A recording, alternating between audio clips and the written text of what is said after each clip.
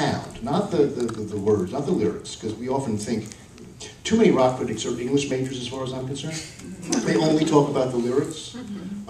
That's not the way that Bruce Springsteen hears things. Right. And so he described Born to Run, tell me if this is right, what he wanted was, it was as if it was a song written by Dylan, sung by Roy Orbison, and produced by Phil Spector. Exactly. And he kind of succeeded, you will admit. Those were obvious influences.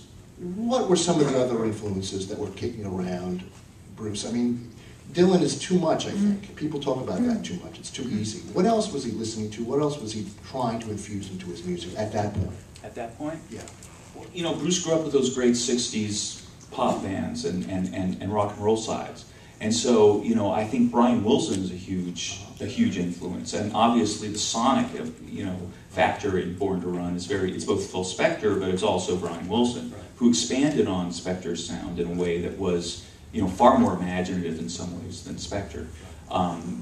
So there's that, but there's also, I think, you know, you can hear the Byrds in there, you can hear, you know, this great, you know, and also just a lot of great rock, old-fashioned rock and roll, 50s rock and roll. Elvis Presley is huge. I mean, you just look at the cover.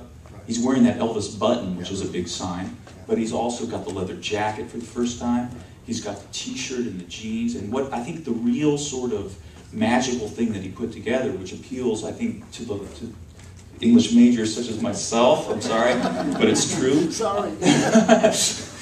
But is his ability to put together the visceral impact of Elvis Presley, the visual impact of his performance. I mean, he's talked, you know, and he and I spoke at length about Elvis, and he talked about it was the birth of a new kind of man. It was, because it was very sort of macho, but also very kind of feminine too. That there was vulnerability as well as strength. There was that floppy hair and that kind of, and the pink shoes and all that kind of stuff, and the pink Cadillacs and stuff. It's like this guy has got no boundaries whatsoever. He's recreating the identity of man, you know, or of the modern man in front of you. And that's, I think, as a 7-year-old, when he's sitting there watching, you know, Ed Sullivan that night, waiting for Topo Gigio or whoever, and he liked the comics. Senor Wences. Yes, exactly.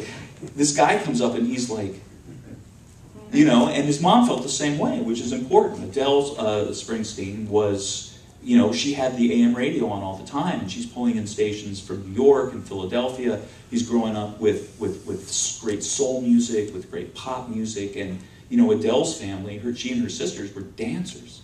One of the great sort of untold stories is that when her father, Anthony Cirilli, went bust during the Depression, he tried to forestall that. He worked as a lawyer in a firm that his uncle ran that was very involved in finance and investments and that kind of stuff. And at one point, you know, 1929 comes, it's October, it's November, and, you know, everything descends from there. People were desperate to try to float their, you know, to keep their investments going, because he was highly leveraged, as everybody was. And so he began to kind of borrow a little money out of the accounts, and then a little more, and then, you know, eventually the cops came knocking, and then his, you know, a lot of things came out at a bad time for him. And he eventually ended up in Sing Sing for a couple of years. Not a big family story. I mentioned that to Bruce, because it's like a big unspoken legacy in the family, a big shadow. And that was when you know, his mother had told me it all in chapter and verse just the other, you know, a couple of days before we had this conversation. And I said, so tell me about your grandfather being in Sing Sing and how that sort of filtered down and this, and I heard this about your mom, and I heard this, went on at some length, and then he said, who's telling you these tales, man?